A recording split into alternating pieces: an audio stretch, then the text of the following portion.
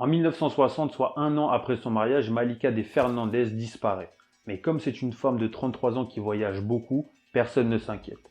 C'est en juin 1961, soit 2 ans après sa dernière apparition, que la police anglaise se décide enfin à lancer l'enquête pour tenter de retrouver une trace de Malika. Mais où est Malika Fernandez? Et pourquoi son mari, Peter Rembrandt, n'a pas l'air de s'inquiéter?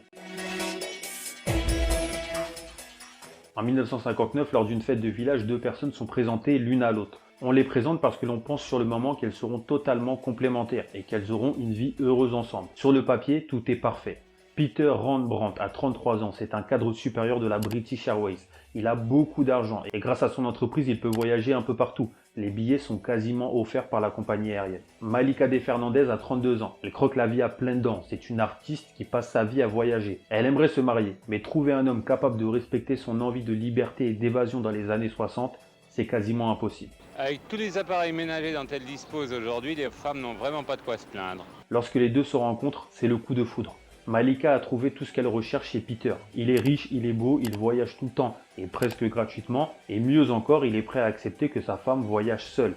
C'est limite un miracle.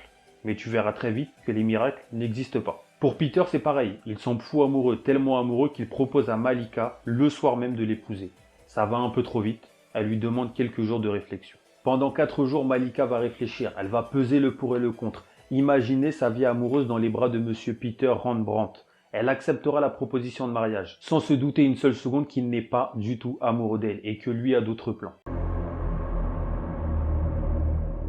Une semaine après leur rencontre, les deux tourtereaux sont mariés et l'encre de l'acte de mariage n'a pas encore séché que déjà les problèmes commencent. Lors de la nuit de noces, Peter est incapable de consommer le mariage. Devant la frustration de Malika, il va lui avouer la vérité. Il est gay, elle ne l'attire pas du tout. Il s'est marié avec elle pour qu'elle cache son homosexualité, qu'elle devienne une sorte de couverture. En 1959, l'homosexualité est encore un crime en Angleterre et passible d'une peine de prison. Être homo, c'est aussi être renié par sa famille, être potentiellement viré de son travail. Surtout que Peter est un cadre dirigeant à la British Airways et personne ne va accepter que le chef soit homosexuel. L'homosexualité sera dépénalisée en 1967 en Angleterre. Malika est déçue et dégoûtée d'avoir été manipulée par cet homme. Mais Peter lui propose un marché plus qu'intéressant. Si elle accepte d'être sa femme et de le couvrir, il lui payera tout ce qu'elle veut. Elle pourra voyager gratuitement avec les billets de la British Airways et même prendre autant d'amants qu'elle le désire. Il lui dit « Prends un amant ou 10, je m'en fous, tu n'auras à te soucier de rien financièrement. » Beaucoup de femmes modernes auraient rêvé de cette rencontre. Quelqu'un qui paye et qui vous fout la paix. Mais c'est une autre époque où l'argent ne fait pas tout. Je rigole, Malika directement elle a accepté la proposition et elle est devenue le bouclier contre les éventuelles conséquences de son orientation sexuelle. Mais le bouclier n'a pas duré longtemps. En 1961, Malika disparaît subitement sans laisser de traces.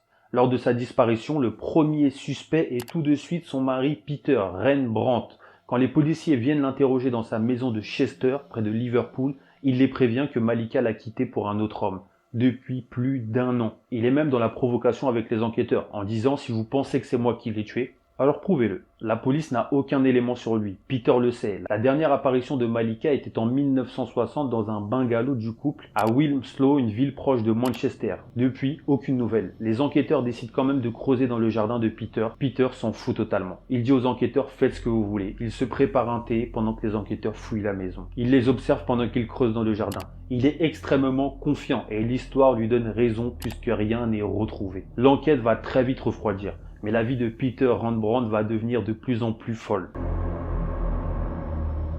Peter va se tenir à carreau pendant 12 ans après la disparition de sa femme Malika. Il va déménager dans la ville de Portsmouth où une rencontre va changer totalement sa vie à tout jamais. En 1975, il va commencer à fréquenter un homme qui s'appelle Paul Corrigan.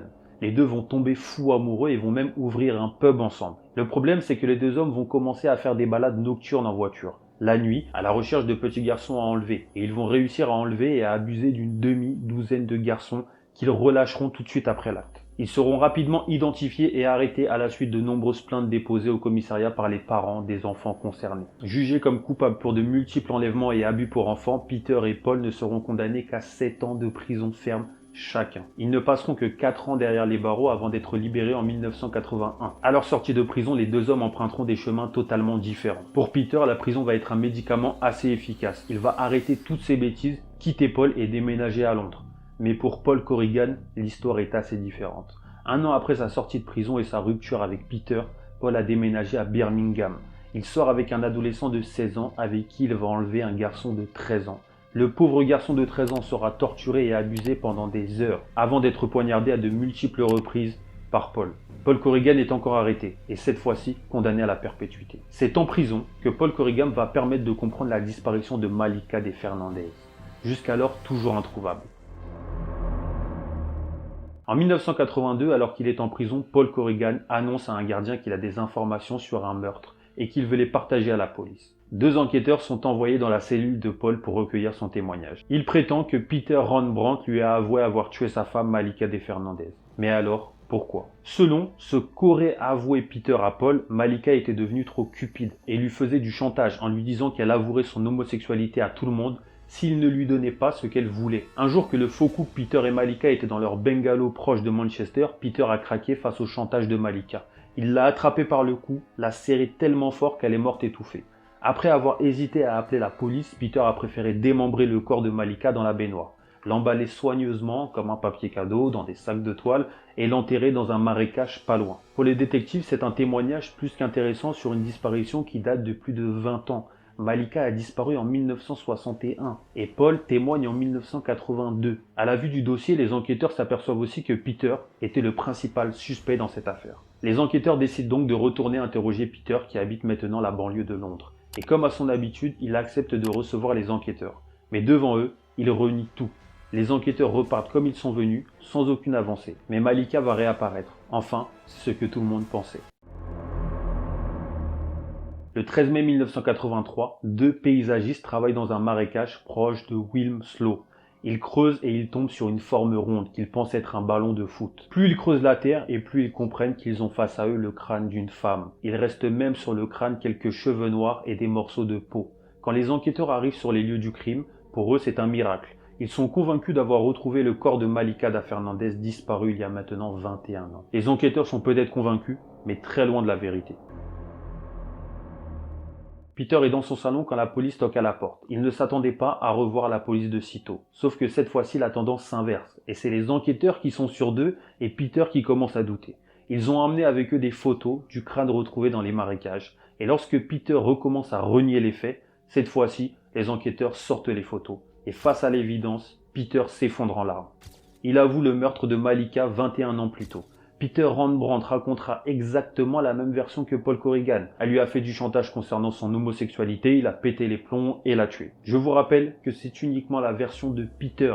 C'est peut-être pas la vérité. Peut-être que Malika elle a rien fait du tout et Peter il l'a tué gratuitement. En décembre 1983 s'ouvre le procès de Peter Rembrandt pour meurtre sur la personne de Malika de Fernandez. Mais entre-temps, les enquêteurs ont envoyé le crâne retrouvé dans les marécages au laboratoire pour des analyses. Et pour valider que le crâne appartient bien à Malika. Et déjà dès la première analyse, la datation au carbone 14, il y a déjà un gros problème. C'est bien le crâne d'une femme, mais c'est un crâne qui a environ 1800 ans. Et ça n'est pas Malika de Fernandez.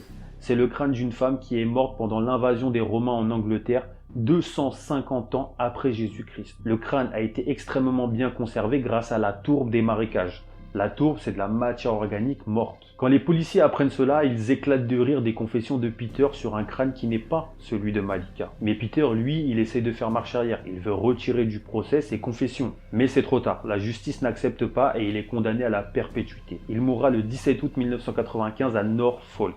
Pendant son incarcération, les autorités anglaises retrouveront 2 nouveaux corps dans les marécages. Mais jamais le corps de Malika de Fernandez n'a été retrouvé. Si tu as aimé cette vidéo, n'oublie pas de t'abonner, c'est important, et de mettre un petit commentaire pour savoir ce que tu as pensé de cette vidéo. À bientôt pour d'autres vidéos.